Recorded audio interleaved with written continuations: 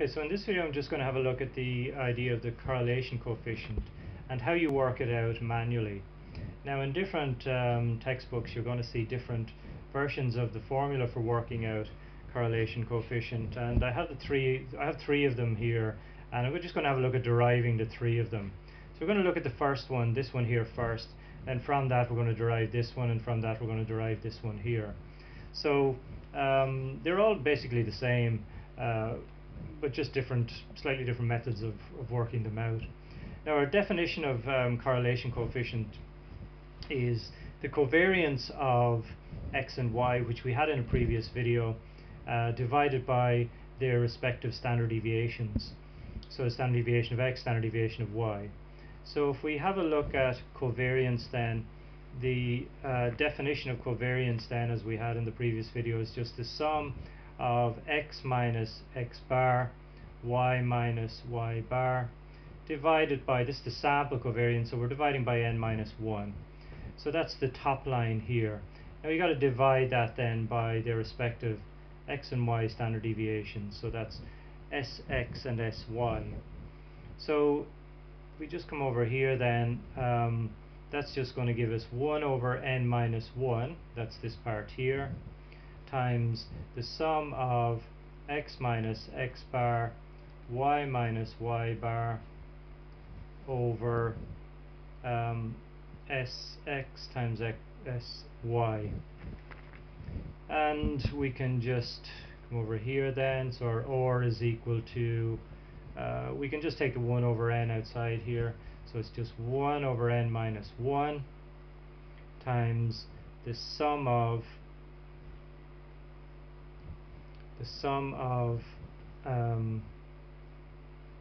x minus x bar, y minus y bar, and that's all over sx sy.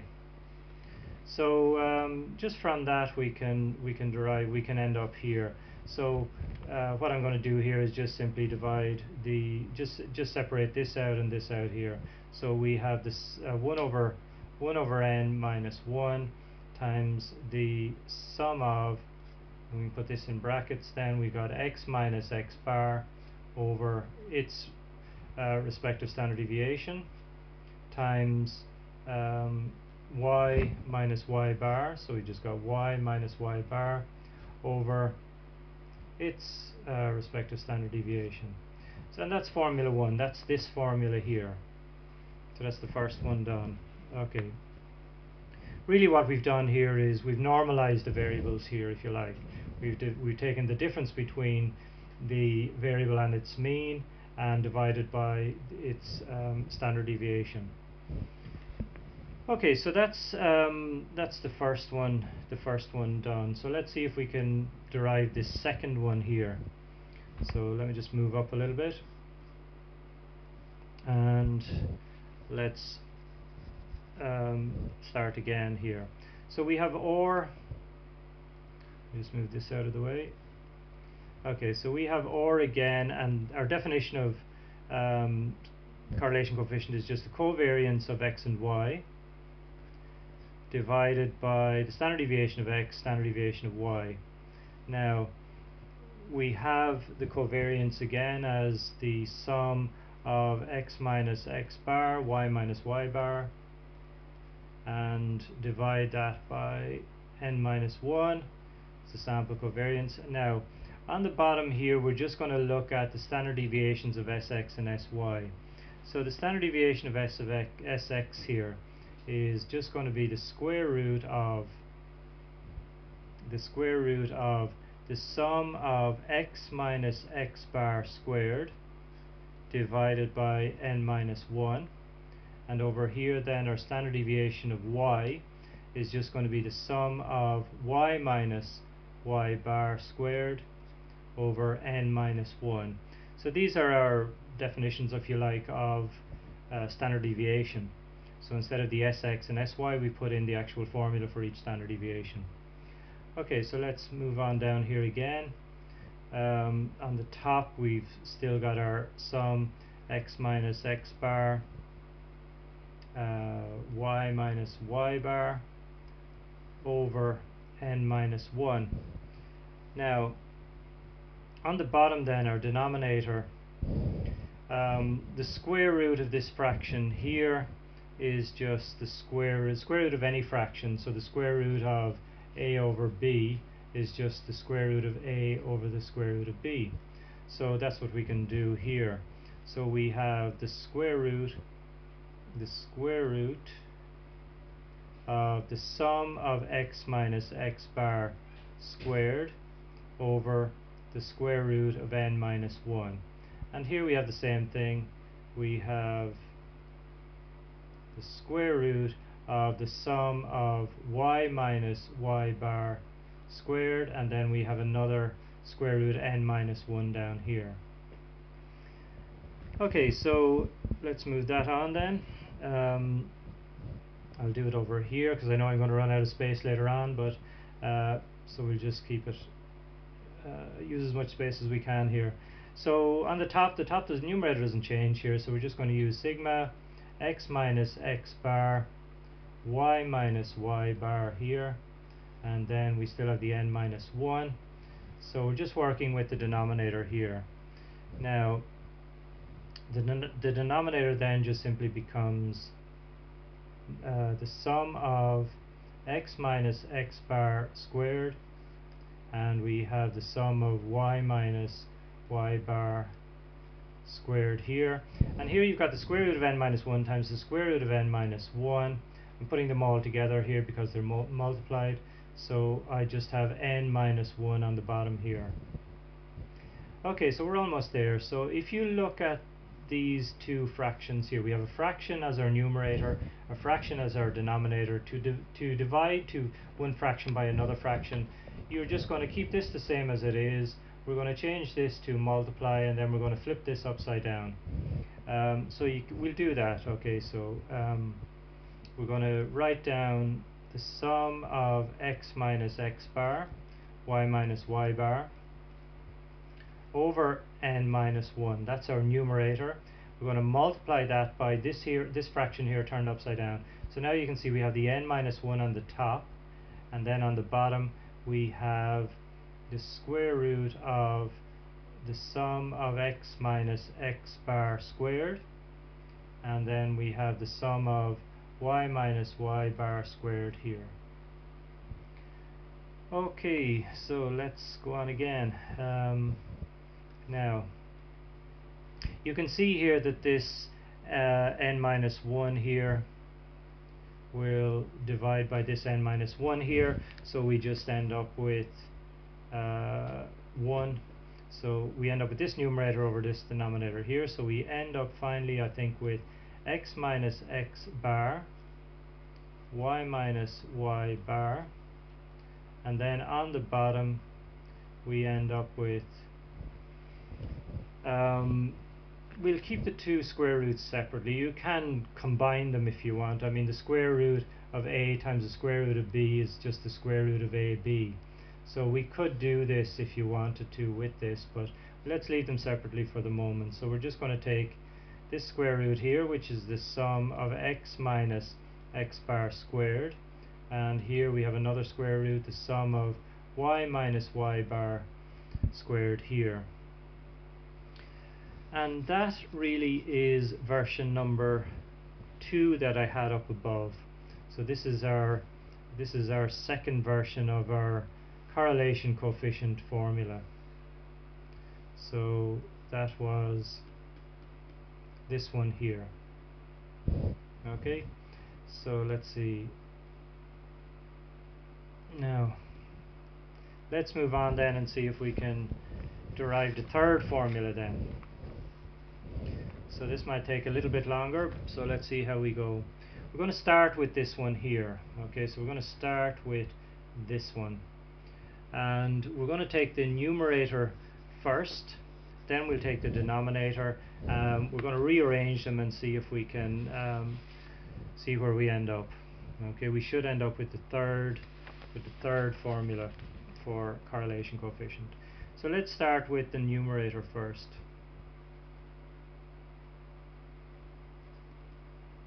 So we're going to start with the numerator.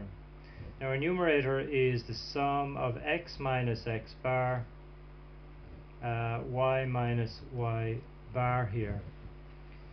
Now I did this in a previous video, but let's do it again anyway. So let's just multiply all this out. So we're going to end up with the sum of, so we're going to multiply this by this, this by this, this by this, and this by this. We're going to multiply out these two brackets. So we're going to end up with the sum of xy minus xy bar minus x bar y, and then plus x bar y bar. From that then we can just get the sum of each individual term. So it's going to be the sum of xy minus the sum of xy bar minus the sum of x bar y plus the sum of x bar y bar. Okay, now so from this what we want to do is, let's see, oh yeah, so what we can do here is just take out these constants. We have certain constants here, so the xy we're going to leave alone, but this y bar here is a constant, so we can take that outside the sum here. So we're just looking at the sum of x. This x bar is a constant, so we can take that x bar outside the sum symbol here, and both of these are actually constants. Let me just leave that there for the moment, and we'll go through that in a second. Now remember, and I did this as I say in a previous video, and I might have mentioned it earlier, but if you take any constant or any random variable, I should say, let's call it or, if you want to get the mean of that variable, what you do is you add up all the ors and you divide by the number of ors. So multiplying across by n here, we get n or n or bar here is equal to the sum of or. So this is what we're going to use next here. So let's have a look. We have the sum of xy, so we're just going to leave that as it is, sum of xy. Now here we have y bar sum of x, y bar the sum of x. Now the sum of x here is, another way of writing that is just going to be n times x bar, n times x bar. So what we end up with here is y bar, and then this sum of x here is just going to be n times x bar. That's what we did over here, if you want to have another look at that. Okay, now over here then we've got an x bar, and the sum of y here is just going to be n times y bar, n times y bar. Now here we have the sum of x bar, y bar. Now x bar and y bar are both constants, so if you take the, let me just do that in a different color just to segregate it here a little bit. If you take the sum of some constant, let's say the number 3, and I goes from 1 up to n, for example. Now there is no I here, but there are n number of 3's. Or you can put an I here if you want, but it'll be to the power of 0. So I is to the power of 0. So really what you've got here is you've got, let me just move it over a little bit. You've got 3, this whole thing here will just be 3 times 1 to the power of 0 plus 3 times 2 to the power of 0, and so on, all the way up to 3 times n to the power of 0. Now all the 1's to the power of 0, 2's to the power of 0, n's to the power of 0 are just 1, so you end up with 3 plus 3 plus 3 plus all the way up to 3, and that just results in n times 3's, or n number of 3's. So this here, whenever you get the sum of a constant here, it's just going to be n number of those constants. So that's what we're doing here. We have here the sum of this constant here, x bar y bar, so that's just simply going to be n number of those x bar y bars. Okay, so let me just rearrange that. It's sum x y minus, well, let's put the n first, let's put the x bar first, and then the y bar. Let's put the n first, the x bar y bar. The n is first here, so that's fine. X bar y bar here.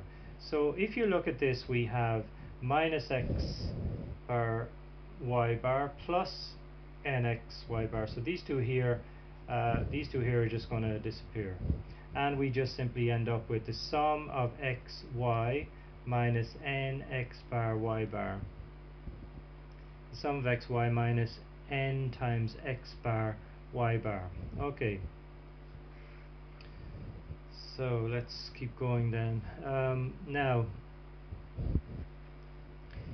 this is going to be equal to the sum of xy minus, now remember, x bar is just going to be, x bar is just the mean of the x's, so that's just going to be the sum of the x's over n. Y bar is just going to be the sum of the y's over n. And actually just going to use this space over here now just to save space later on. So let's move over here. So this is going to be equal to the sum of x y minus, so these n's here can cancel if you like, or divide into each other, so you get the sum of x times the sum of y over n. Sum of y over n. Okay, so let's add these two fractions then. So we have, this is over 1, so let's put in our common denominator here, which is n. So this here will be 1 into n is n times the numerator here is n times the sum of x y minus n into n is 1 times the top here, the numerator here is sum of x, sum of y. Okay, so I'm going to stop here with the numerator. This is where I'm going to stop. Okay, so let's start looking at the denominator then and see where we end up. Now the denominator. Okay, so now the denominator was, let me just have a look here. Well, actually we're just going to have a look at one part of the denominator, so let's have a look at that. So we're just going to have a look at the x component of the denominator, and that was the sum of x minus x bar squared. There was the sum of y minus y bar squared as well, but we'll just have a look at this one first. Now that's going to be just simply equal to the sum of x minus x bar, x minus x bar. So that's going to be equal to, we're going to multiply this out, so that's going to be the sum of x times x is x squared. You're going to have a minus x bar minus x bar, so that's minus 2x x bar, and then you're going to have a plus x bar, so that's going to be plus x bar squared. Okay, so next line then. Again, I'll do that over here. So we have, again, we can just split this up. So you've got the sum of x squared minus the sum of 2x x bar plus the sum of x bar, sum of x bar squared. Now let's go on again. So we have the sum of x squared. We have minus, now I can take out the constants here. So the constant here is 2 and x bar. X bar is a constant and 2 is a constant. So I'm going to take out the 2x bar here, so we just end up with the sum of x. And over here we have just plus the sum of x bar squared. So we're not going to do anything with that. Okay, next then we still have the sum of x squared. Now the sum of x, as we have seen earlier, is just n times x bar, so we end up with minus 2x bar, that's this part here, and then the sum of x here we're going to change to n times x bar, and we still have our sum of x bar squared here. Okay, next line. Now that's equal to the sum of our x squared still. Now we have what do we have? 2n. We have an x bar and an x bar here multiplied, so that's going to be minus 2n x bar, which we're squaring here, so because we've got two of them here, and we have the sum of x bar squared. Now the sum, remember x bar here, we'll do something with this finally now. X bar here is a constant, so x bar squared is a constant. So how many of these constants do we have? Well, we have n of them, as I've explained earlier on. So we have n of these x bar squareds. Okay, let's move on to the next line then. So we still have the sum of x squared. We have now here we have minus 2n of these x bar squareds plus 1n of these x bar squared. So we have minus 2 of them, we plus 1 of them, that's just minus 1 of them, minus n of these x bar squareds. Okay, now let's move down to the next line. So remember, we're still just dealing with one part of the denominator here. So again we have the sum of x squared here, and then we have minus n times, now our x bar here is just sigma x over n. We add up all the x's, divide by n, that's just our x bar here. We're going to square that. Okay, so now we have oh yeah, so we have here the sum of x squared minus, and we have here we have an n squared on the bottom. Remember, this is just a fraction that we're squaring, so we square the top, square the bottom. If we square the bottom, we have an n squared. We have an n on the top here, n over 1. So one of these n's will disappear, this n will disappear. With this n will divide into the n squared, and we'll just end up with n on the bottom here. So we just end up with, and remember the top, the numerator here will be squared. So it's going to be sum of x all squared over n. Okay, so next line. We still have the, well actually what we'll do here, we still have this sum of x squared here. We'll just put this over when we'll add these two fractions now. So our common denominator here is n. So 1 into n is n, multiply the numerator by n then, so it's going to be n times the sum x squared minus n into n is 1. 1 times our numerator is the sum of x all squared. Okay, so this is where we're going to stop. Now remember, this was just equal to one part of our denominator. This was actually equal to the sum of x minus x bar squared. Remember, this is where we started from, and this is where we've ended up here. Now we also had in our denominator the sum of y minus y bar squared. So similarly then we can say similarly the sum of y minus y bar squared is going to be equal to this here, just replace the x's with y's, so it's going to be equal to n times the sum of y squared minus the sum of y squared all over n. So this will replace our two these two sections here of our denominator. Okay, so let's do that then. Now we're going to start with our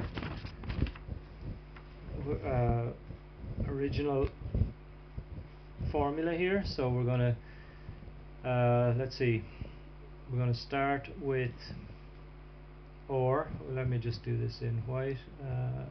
So we have or here. No, that's wrong. Let's start with white.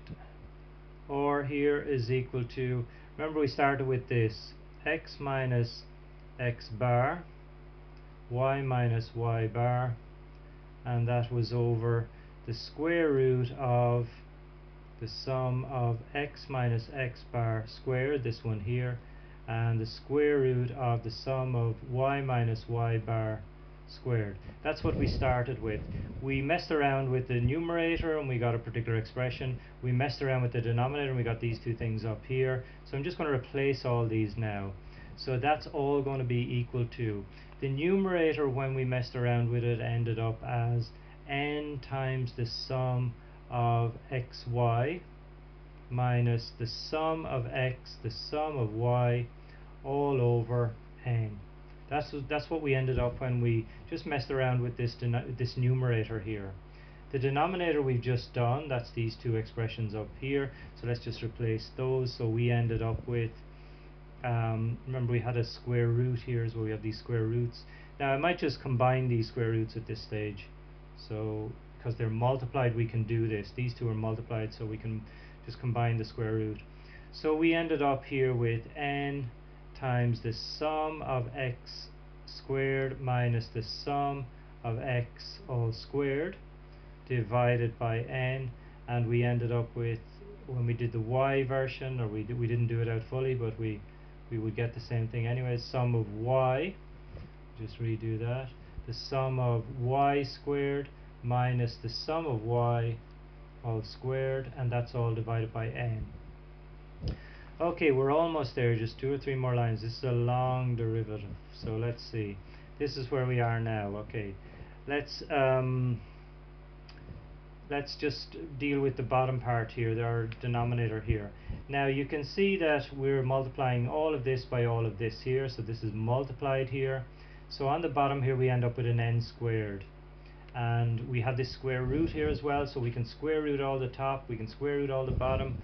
So what we end up with is, let me just write it all out again. So we have or is equal to, our numerator is n sum x y minus sum x sum y all over n. Our denominator now is going to be the square root of all this top multiplied here. So we're going to get the square root of, let me just put these in brackets, n sum x squared minus the sum of x all squared multiplied by n sum y squared minus the sum of y all squared. That's our, this part here. Now on the bottom here, I'm just going to split this up.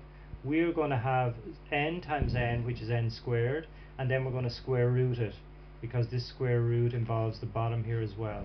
So it's going to be the square root of n squared, which is just n. Okay, now,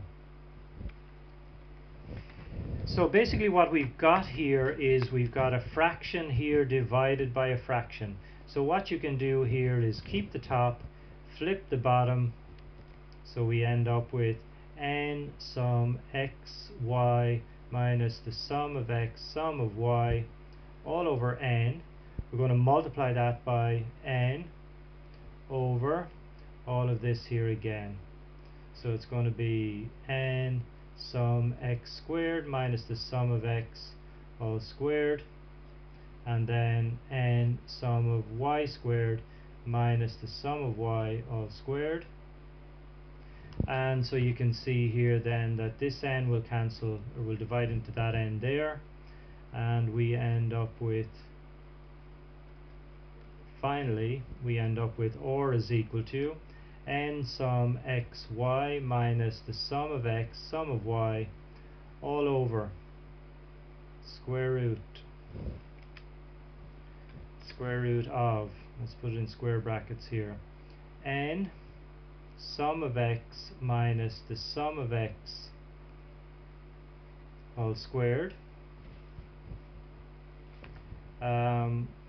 multiplied by n times the sum of y squared, that should be x squared here, sum of y squared minus the sum of y all squared, and that finally is it.